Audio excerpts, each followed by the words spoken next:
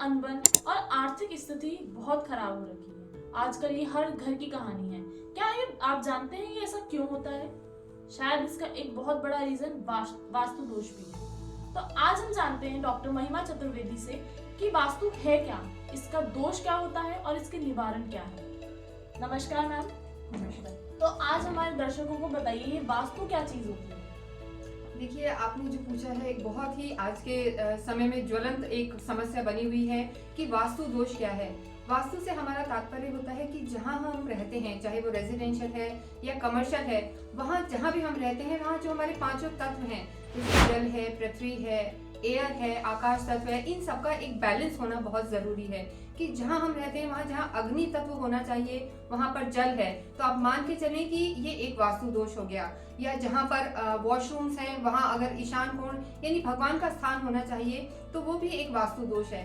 यानी हमारे घर में, हमारे रेजिडेंस में, ऑफिशियल स्थिति में इन 5 तत्वों को बैलेंस करना, और जो वास्तु पुरुष होते हैं अर्थात जो वास्तु के देवता हैं उनके शरीर के अंगों के हिसाब से हमें अपने घर का निवारण या निर्माण करना चाहिए। तो अगर हम इस तरीके से वास्तु पुरुष को देखते हुए और जो एनर्जी को हम बैलेंस करके चलते हैं तो वास्तु दोष का निवारण होता है।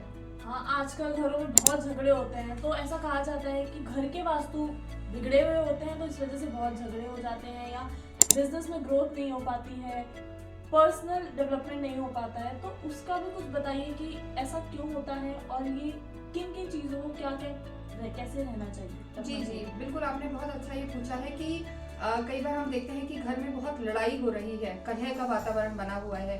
तो जो अग्नि तत्व होता है, हमारे घर का जो अग्नि तत्व है यानी साउथ ईस्ट जो कॉर्नर होता है उसे हम अग्नि कोण कहते हैं, जो एक्चुअली रसोई की जगह है। अगर वहां पर आपका मास्टर बेडरूम है या पति पत्नी सो रहे हैं तो निश्चित मान के चलें कि उनमें वो फायर एलिमेंट डेवलप हो जाएगा और निश्चित रूप से उनमें एक उत्तेजना रहेगी, लड़ाई उनके होने की संभावना रहेगी।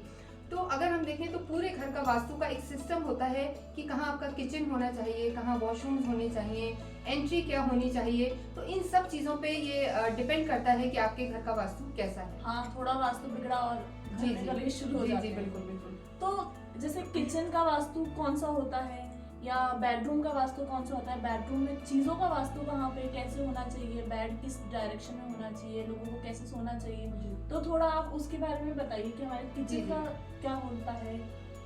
जी देखिए, मैं आपको एक मुख्य तौर पे ये बताना चाहती हूँ कि जो हमारा घर है, अगर हम घर को देखते हैं तो अगर जो हमारा मेन डोर होता है, सबसे अच्छी जो डायरेक्शन मानी गई है एंट्री के लिए वो हम नॉर्थ या ईस्ट मानते हैं। यानी पूर्व दिशा के घर और उत्तर दिशा के घरों को सबसे अच्छा माना गया है।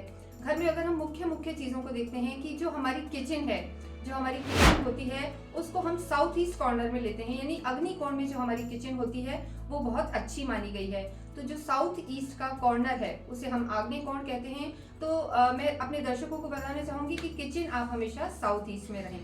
इसके अलावा जो हमारा ईशान कोण है, जो हमारा ईशान कोण होता है यानी नॉर्थ ईस्ट कॉर्नर, पूरब और उत्तर का जो कोना होता है वो हमारे भगवान के लिए है, हमारे ईष्ट के लिए होता है, क्योंकि वहां पर वास्तु पुरुष का मुंह होता है। तो उस स्थान को, नॉर्थ ईस्ट जो कॉर्नर होता है, उसे हमें सबसे ज्यादा स्वच्छ रखना चाहिए, साफ रखना चाहिए, और वो हमारे भगवान का स्थान होता है। इस तरीके से 2 ये मेन चीजें होती हैं।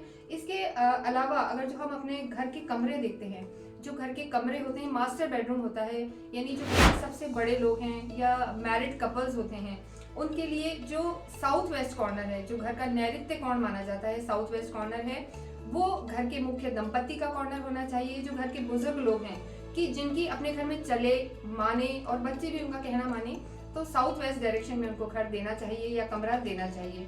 इसके साथ साथ ही जैसे न्यू कपल है या हमारा जो गेस्ट रूम है वो नॉर्थ वेस्ट कॉर्नर में रहता है, वायव्य कोण जिसे हम कहते हैं, वो उसका जो तत्व होता है वो हवा से रिलेटेड रहता है। तो जो गेस्ट रूम है या बच्चों का स्थान वो हम नॉर्थ वेस्ट कॉर्नर में दे सकते हैं। मैंने देखा है कि लोग किचन के अंदर भी अपना मंदिर बनाते हैं, तो वो सही है कि नहीं है? जैसे किचन कई लोग शुद्ध भी मानते हैं, तो कई उसमें ऊंट झूठ सब कुछ होता है, तो भगवान का मंदिर किचन में होना चाहिए कि नहीं होना चाहिए? नहीं, ये बिल्कुल नहीं होना चाहिए। देखिए, मैं बताना चाहूंगी, किचन में जैसे 2 चीजें हैं, एक तो मिरर होता है, शीशा है, वो बिल्कुल भी नहीं होना चाहिए। और इसके साथ साथ ही मैंने आपको भी पहले भी बताया कि अग्नि कोण है और जो भगवान का स्थान है वो ईशान कोण है, यानी उत्तर पूरब में हमें भगवान को बिठाना चाहिए। बहुत लोग देखिए कई जगह छोटे छोटे घर होते हैं, हम मेट्रोज में रहते हैं, बॉम्बे है, दिल्ली है, वहाँ इतना स्पेस नहीं रहता है, तो फिर भी आप ये कोशिश करें जो आपके घर का नॉर्थ ईस्ट कॉर्नर है वहाँ पर ही आप अपने भगवान को बिठाएं। किचन में बिल्कुल भी नहीं हमें भगवान का घर बनाना चाहिए। अच्छा, और बहुत लोगों के घर में बिजनेस में भी ग्रोथ नहीं हो पा रही है, पैसों की तंगी आ रही है, आर्थिक स्थिति बहुत खराब है, तो कहा जाता है कि तिजोरी का भी कोई वास्तु होता है कि उस किस कमरे में होना चाहिए या वो किस दिशा में होना चाहिए, तो उसका कुछ। जी जी, देखिए धन से संबंधित जो समस्याएं आती हैं कि पैसा आ रहा है, हमसे भी बहुत लोग पूछते हैं कि पैसा आ रहा है पर टिक नहीं रहा है या बिजनेस ही नहीं चल रहा है, तो उसके लिए अगर आपके घर में ही ऑफिस है या जो भी आपका ऑफिस है उसमें ध्यान रखें कि आप साउथ वेस्ट डायरेक्शन में अपनी चेयर रखें। जो हमारा ऑफिस होना चाहिए साउथ वेस्ट डायरेक्शन में अपनी चेयर रखें, और जो आपका मुंह हो वो हमेशा पूरब या उत्तर मुखी हो। तो ऐसा करने से क्या होगा कि पॉजिटिविटी भी रहेगी और धन का आगमन भी रहेगा। दूसरी जो चीज होती है कि जो आपका उत्तर है, जो आपका ऑफिस का या घर का उत्तर है, उसे थोड़ा हल्का और नीचा रखना चाहिए। जो हमारे श्लोक होते हैं, क्योंकि उत्तर जो दिशा है वो कुबेर की दिशा होती है, तो कुबेर के स्थान को थोड़ा साफ सुथरा नीचा रखना चाहिए। और आपका मुंह मुख्यतः आप ये कोशिश करें कि उत्तर दिशा की तरफ रखें, तो ऐसा करने से भी बिजनेस में ग्रोथ होगी। साथ ही साथ जो आपने तिजोरी के बारे में पूछा है, देखिए तिजोरी भी ऐसी हो जो उत्तर की तरफ खुलती हुई हो, यानी हम उसे साउथ में रखें और उसका जो डोर ओपन होता है वो नॉर्थ की तरफ हो। कई लोग इसे नॉर्थ के कमरे में भी रख सकते हैं, लेकिन ये ध्यान रखें कि किचन में या भगवान के रूम में या बच्चों के रूम में तिजोरी को नहीं रखना चाहिए, और जो उसका द्वार है वो हमेशा क्या है, उत्तर की तरफ खुलने वाला होना चाहिए।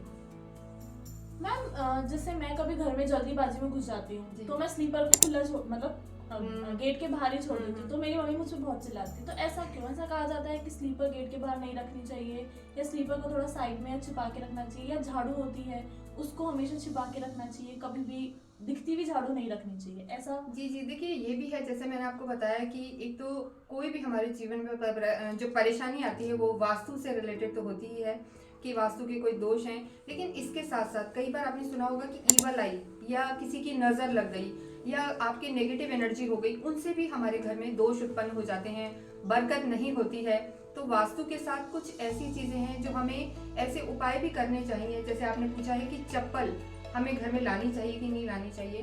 देखिए मैं आपको बताना चाहूँगी, जो स्वयं की चप्पल है, यानी जो हमारे घर के लोगों की चप्पल है, वो हम बेशक अंदर ला सकते हैं, और हाँ उन्हें थोड़ा ढक कर रखना चाहिए, कवर्ड रखना चाहिए। लेकिन जो बाहर वाले हैं, जो और लोग हैं, जो हमारे जूते चप्पल होते हैं वो थोड़ा शनि से रिलेटेड रहते हैं, और जो बाहर के भी लोग होते हैं, राहु और शनि को, वो चीज़ों को थोड़ा सा हमारे इफेक्ट करते हैं। तो अगर आपके घर में कोई बाहर से लोग आते हैं तो शनि दोष को दूर रखने के लिए, या किसी का पीड़ित शनि आपके घर में ना आए, इसलिए बाहर वालों की जो चप्पल जूते होते हैं उन्हें बाहर उतारना चाहिए। लेकिन हाँ, अगर आप स्वयं हैं, आप अपने ही घर में जा रहे हैं, तो आप अच्छे से चप्पलों को क्लीन करके, शूज़ को क्लीन करके उन्हें अंदर ला सकते हैं, और उन्हें किसी भी कवर्ड एरिया में आपको रखना चाहिए।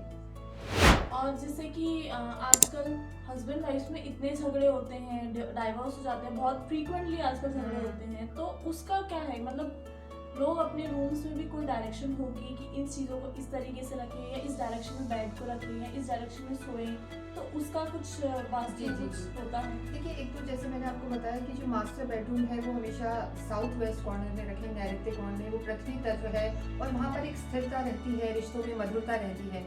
आप दूसरी चीज़ ध्यान रखें कि कभी भी बेडरूम में कोई भी हिंसात्मक चित्र ना लगाएं। जैसे आपने पूछा कि क्या चीज़ें लगाएं या ना लगाएं, तो कोई भी हिंसात्मक चीज़ें ना लगाएं। तलवार है या गन्स है या कोई भी एक वाइल्ड एनिमल की फोटो है, वो हमें बिल्कुल भी नहीं लगानी चाहिए।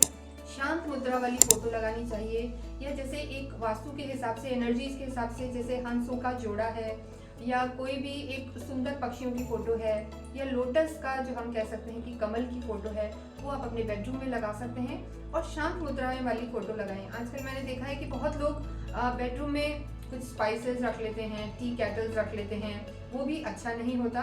और इसके साथ साथ ही जो पौधे होते हैं, प्लांट्स का भी बहुत ध्यान देना चाहिए। जल तत्व को अपने बेडरूम में नहीं लाना चाहिए, क्योंकि वो पृथ्वी एलिमेंट है, तो जल से भरे हुए पौधे लोग रख लेते हैं, गमले रख लेते हैं, वो भी एक तरीके से जो मैरिड कपल होता है उनके रिश्तों में खटास ला सकता है। तो ये जो जो जल वाले प्लांट होते हैं वो रूम्स में नहीं रखने चाहिए, बट ऐसे कोई प्लांट्स होते होंगे जिनसे वास्तु का दोष कम होता होगा, वास्तु निवारण होता होगा, ऐसे कुछ प्लांट्स जी जी जी बिल्कुल बिल्कुल, आपने बहुत अच्छा पूछा है। जैसे कई लोग होते हैं कि जिनका मान लीजिए बेडरूम साउथ वेस्ट में नहीं आ रहा है और उनका बेडरूम बहुत प्रॉपर नहीं हो पा रहा है, तो उस स्थिति में वो बेडरूम से जुड़ी हुई जो बालकनी होती है या कमरे के बाहर की साइड, वो एक तो मोगरे का जो जैस्मीन रहता है उसका पौधा रख सकते हैं। जो मोगरे का पौधा होता है जिसके वाइट फ्लावर्स होते हैं, बहुत अच्छी खुशबू रहती है, वो पौधा घर में ज़रूर लगाना चाहिए। और स्थिरता के लिए वो सूरजमुखी का पौधा भी लगा सकते हैं। तो ये जो प्लांट हैं, और इसके अलावा जैसे हम आगे अपने आने वाले कई उसमें हम आपको बताएंगे कि कौन से पौधे से क्या इफेक्ट पड़ता है, लेकिन हाँ, घर की वास्तु के लिए मोगरे का पौधा और सूरजमुखी ये लगाने से आप मान के चलें कि आपके घर की नेगेटिविटी दूर होगी। और तुलसी का पौधा भी घर में एक शांत वातावरण लाता है। मतलब पीसफुल थिंग्स रखने बिल्कुल, चाहिए बिल्कुल। रूम्स में, घरों जी, के जी, अंदर जी। थोड़ा वाइल्ड नहीं रहना चाहिए। जी मैं आई होप ये सारी इन्फॉर्मेशन आपके लिए बहुत ही यूजफुल रहे। बट इन्फॉर्मेशन अभी यहाँ खत्म नहीं हुई है, अभी और सारी टिप्स बाकी है। घर में क्या क्या किस किस तरह से होना चाहिए, नेगेटिविटी कैसे दूर हो, इसके लिए हमारे अगले वीडियो का वेट करिए। तब तक के लिए stay tune, comment and like करना तो बिल्कुल ना भूलें, और फॉलो डॉक्टर महिमा Chaturvedi and subscribe also please. Thank you.